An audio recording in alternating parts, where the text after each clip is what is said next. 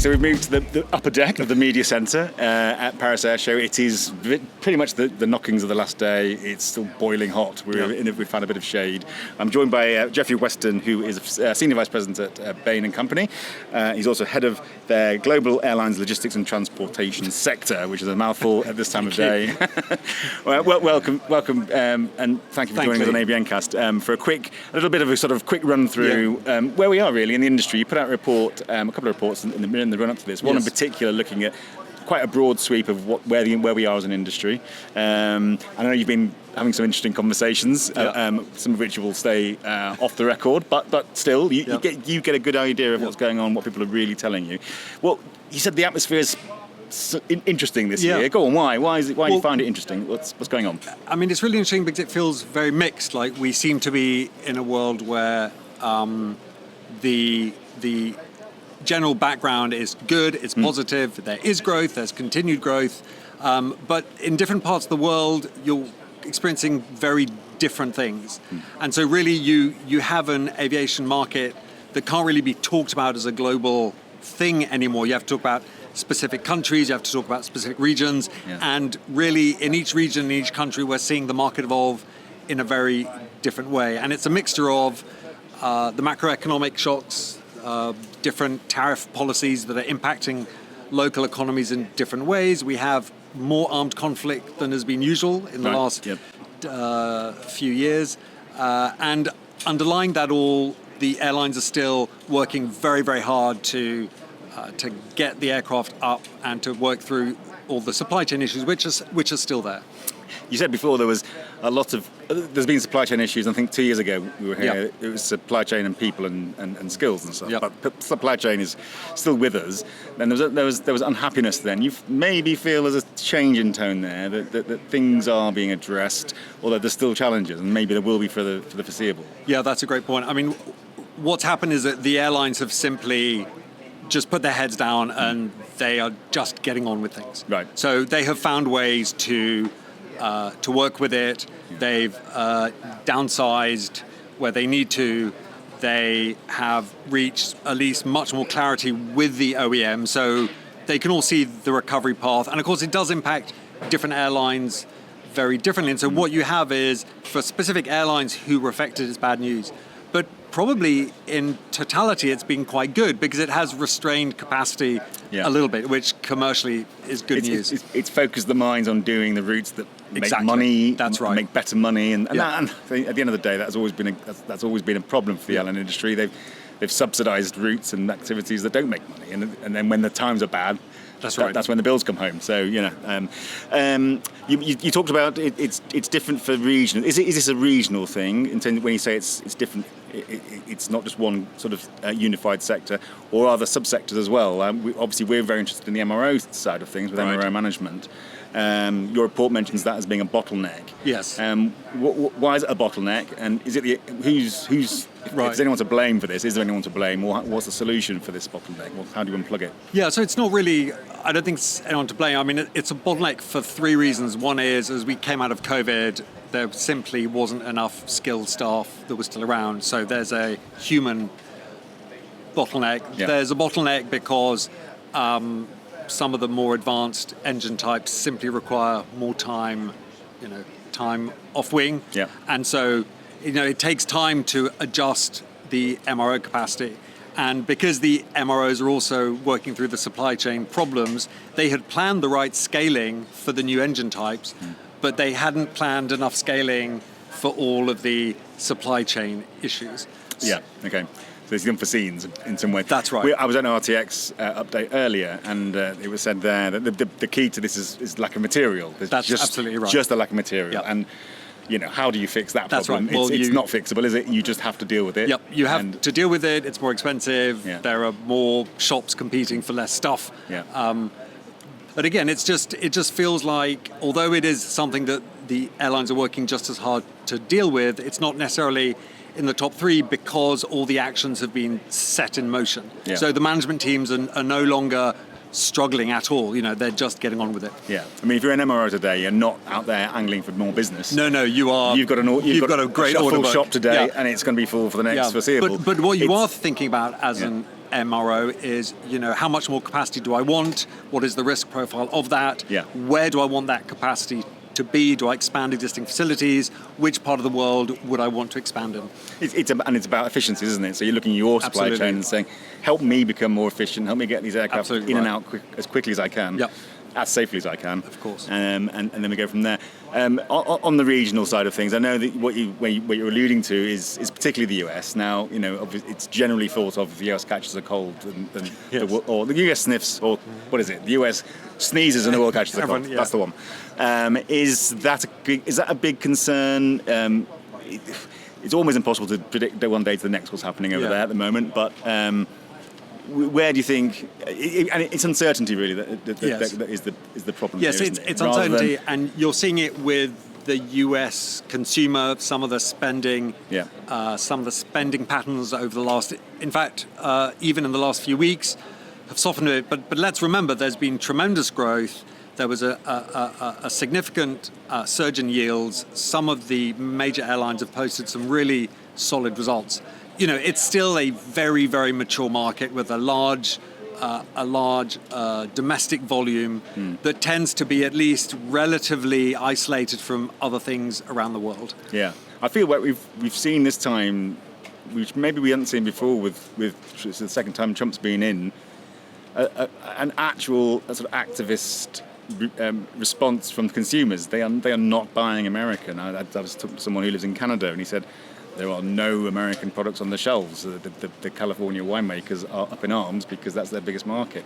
So you kind of sense that there's been a genuine impact because of what's been going on. Whether that's going to be long term or one of those flash in the pan. It's hard to tell, but it has been. I mean, to be fair, it's been very specific. So when you look at the flows of international traffic in and out of the US, if you look at it by volume of RPKs rather than passengers, it's actually doing pretty well. I mean, quite a lot of the short haul from Canada and Mexico has dropped, but a lot of the long haul's doing fine. Yeah. And then if you go south, I mean, the South American markets just had a really, really strong, very strong 18 months. Okay. And many of the markets in Asia have also just seen, or continue to see, really explosive growth. I mean, I think it would be fair to say that really the center of gravity of aviation really has continued to move towards the east. It is. Yeah. Yes, I was going to say other regions we should look at emerging. Yeah. Where would you pinpoint particular countries? Is it India?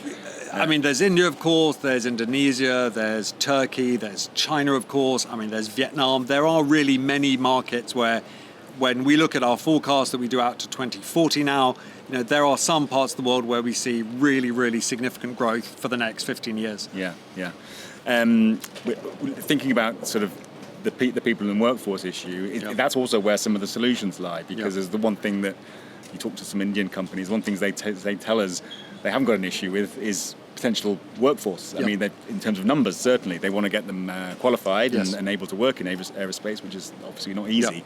But they say we haven't got a problem with that on that score. So you can see some of the activity, MRO activity, maintenance activity, heading in that direction. Yeah, and what there is in India is a very large-scale pool of very educated students and young engineers who've come through the system. So when you're thinking about where to base your facilities and where the manpower is, I think it's a very interesting market. Yeah, we can't mention India today without referencing what happened at the tragic events of last week, which, I don't know if it's really been mentioned here too much. I think the industry is extremely conscious that these things can and do happen, but that the response is always incredible from an industry like aviation. But we should reference that and say, look, these things do have an impact. Oh yes, of course. But I think what is really striking here at the Airshow is that it really is a lot of industry professionals, and we all know that really the best course of action is just to wait for the investigations to take place. There's been a lot of speculation, but it's too early. But interestingly, here there's less speculation because everyone has some experience of how these things work.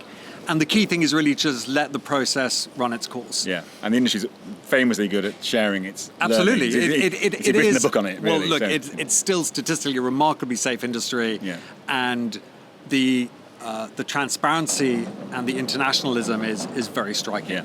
So to go back to where we're talking about the impact on the industry, your report says you see airlines responding to this. They are looking at their frequencies, they are looking at their routes, they're looking at their pricing. Absolutely. We discussed before we started this, we don't see the industry wanting to charge customers more. They'll do everything they can to avoid that, particularly the low-cost sector. Yes. So you did in your report, you put out some suggestions, a multi-pronged approach to addressing this. So there's 4 on my list here, if you can remember them. It's a bit of a test. Asset exposure. So yes, airlines and suppliers must map their vulnerabilities. So this is about knowledge. And so it depends. I mean, what all the current affairs around new tariffs being imposed are basically they create a new level of uncertainty. So as an airline, you really need to understand, where do you fly, where are your engine shop visits happening? Yeah. And also, it can sometimes be as specific as, which engine is being worked on in which country. Yeah. And we're now seeing the resolution of some of the tariffs. There's still a lot of uncertainty about the aerospace tariffs, and it looks like it'll be a few months still before this starts to become clear. But what's so tricky is there is such a high level of interdependence between the major global trading blocks, whether it's supplying materials or the components come from different places. So we are relatively hopeful that things will, we would hope, resolve themselves to somewhere that's easier for everyone. Yeah. Some of the other things were, well, it's similar on the same theme, really. There's a plan for the unthinkable. Yes. So a plan for multiple scenarios. That's about planning and invest in resilience. Of course, if something happens, then you're not suddenly shocked by it.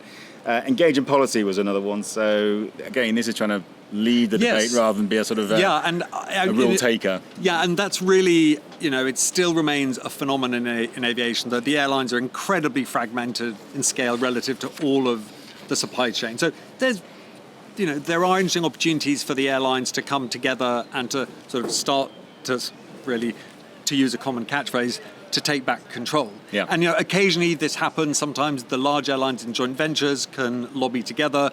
Sometimes the 3 global alliances can work together. But it does feel that there is still a long way to go for airlines to be far more muscular in setting their own agenda. Yeah. I mentioned to you before we started about it, the fact in November it will be the 30th anniversary of the first EasyJet flight. And it's quite a thing to mark, actually. Yes, 30 years, absolutely. Essentially, of low-cost flying in Europe. Yes. We didn't invent it, but certainly I think we perfected it. I say probably Ryanair perfected it, but EasyJet is with us. It's a very good, very profitable it's doing very well. an excellent airline. And it's something to really, I think about. It's not take stock and think what's coming on. So it's here for good, the low-cost model, but how do you think it's changed and changing? It seems to be, Europe seems to have really embraced it. Interesting things going on in the US with the low-cost flyers. So how do you see that panning out? Because that's brought flying to so many more millions of people, and that's what other countries are looking to do themselves. It's amusing that you mention EasyJet, because I have an EasyJet airplane model at home, and one of my children was asking me, why is there a telephone number painted on the undercarriage? Yeah. And I had to explain to her that we used to buy airline tickets by phone, and she thought that was the stupidest thing. My first EasyJet flight I bought was online, but I was so... It's because you're so young. Exactly, thank you for that. But it happened so seamlessly, and I think the page where it said, now you've bought it, I know, came and went so quickly. I kind of sat there and went, did that actually happen? So I ended up phoning them up just to check I'd actually bought the tickets. You had the reservation, which thankfully I had. They said, yes, of course, you're booked. And I remember, I will never forget that moment of buying a £25 return flight from Luton to Liverpool. I mean, it's unbelievable. Yeah. So it's changed everything, and it's changing all the time. Yeah. But it's a good time to take stock, I think, isn't it? Yeah, no, very much. So, I mean, you're right. In Europe, we had EasyJet, and then followed by a major, and also then a slightly smaller ULCC that just took a very different place in the market. So those 2 business models have kind of really established themselves in Europe. But in other parts of the world, we just see very different market shares. So if we take the US, where the legacy or the major network carriers have been through a continued consolidation until there are really three very large ones. And then Southwest has its own story without going through bankruptcy. And so there, the ULCCs have just never really caught much of a hold, in the capacity. And what you see in America is that the large network players have been able to, and they've been willing to really engage head-on with a much more stripped-back basic product, which the European legacy carriers for a decade and a half or 2 decades just didn't do. Yeah. And then meanwhile, in some high-growth economies, and Mexico's a great example, the ULCCs have become sort of the majority of the capacity. Yeah. So what we're seeing is there are some markets that just jump a second legacy or a value or a more traditional kind of EasyJet style LCC, jump straight to ULCC and grow into the space with the country. So I agree, it's very resilient. It did transform everything, and especially in short haul, it really led the way for the legacy carriers to transform their operations. Yeah, we wait with anticipation of what comes next. There's a Riyadh airplane just down the road. I know, that's exciting. Here's the future's on the way, isn't it? Yeah. And final thought before we leave you. You going home tomorrow or today? I'll be going home tomorrow afternoon. Tomorrow afternoon. So you've got another day of this. Yep. But you've got a sense now what it's been like at Paris this year. Yeah. What do you take away from this year's show? A sense of optimism? Yeah, so it's sort of, to use a cliche, it's sort of quite cautious optimism, because most airlines have really improved their operations in the last year. We thought fuel was going to be a bit cheap, and then that's just all changed literally in the last week. I think there's a lot of focus. It feels to me that, having been through COVID, the inflation shock, the supply chain shock, and some of the macroeconomics that are just quite volatile right now, the management teams have just gotten very good. It's been very much trial by fire. Okay. So what I'm noticing this year is CEOs and their C-suite, they pretty much know where they want to go, and they're just executing. There's slightly less talk of grandiose strategy, and there's more talk about just doing the basics. Sleeves rolled up. Sleeves rolled up. Let's grind through. We're seeing more work on the procurement side. We're seeing thoughtful adoption of high tech and AI on the commercial side. And it's just happening everywhere. But it's just a little more low key. Yeah. Good. Well, enjoy the last day or Thank your you last very much, day. Lee. It goes on all week, this thing. Yes. Goodness knows how people do all week, to be honest.